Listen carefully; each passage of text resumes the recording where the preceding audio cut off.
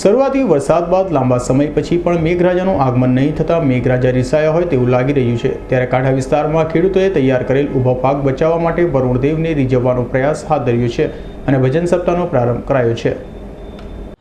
ઓલપાડ તાલુકામાં પ્રથમ ઇનિંગમાં મેઘરાજાના આગમન બાદ સતત ગાયબ રહેલા મેઘરાજાએ જાણે રિસાવણા થયા હોય તેમ વરુણદેવને રીઝવવા માટે કાંઠા વિસ્તારના છીણી ગામે ખોડિયાર ધામના પટાંગણમાં ભાવિક ભક્તો દ્વારા ભજન અને ભક્તિ સંગીતની અખંડ ધૂનનો સપ્તાહ શરૂ કરવામાં આવ્યો હતો। ખાસ કરીને કાંઠા વિસ્તારમાં હાલ ખેતરોમાં ઊભો પાક તૈયાર છે, જેમાં પાણીની જરૂર હોય મેઘરાજાની ખેડૂતો મીટ માંડીને બેઠા છે। છતાં વરસાદ ન વરસતા દર વર્ષની જેમ ચાલુ વર્ષે પણ વરસાદના વિલંબ વચ્ચે વરુણદેવને રીઝવવા માટે ગામના પૂર્વજોના સમયથી પરંપરાગત સપ્તાહનું આયોજન કરવામાં આવ્યું છે। હવે આ અમારે મેઘરાજાનો વિલંબ થવાથી અમે છેલ્લા ઘણા વર્ષોથી અમે આ રામકથા ભજનનું આયોજન કરીએ છીએ અને એમાં અમે વરુણદેવને રીઝવીએ છીએ।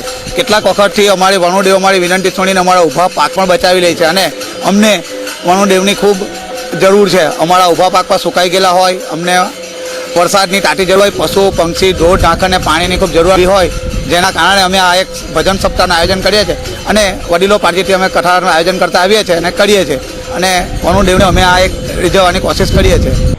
ચાલુ વર્ષે જુલાઈ માસ પણ પૂર્ણ થવા આવ્યો છે, છતાં વરસાદના કોઈ અણસાર નહીં દેખાતા જગતનો તાલ મુશ્કેલીમાં મુકાયો છે। એક તરફ સિંચાઈ વિભાગની આડોડાઈના કારણે ટેલ વિસ્તારમાં પાણી ન પહોંચતું હોવાનું ખેડૂતોની ફરિયાદ છે, ત્યારે ભજન સપ્તાહ બાદ વરુણદેવ ખેડૂતોની પ્રાર્થનાથી સંતુષ્ટ થઈ અનાધાર વરસે તેવી ખેડૂતોમાં આશા બંધાય છે। Naresh Patel, S9 news, Olpad.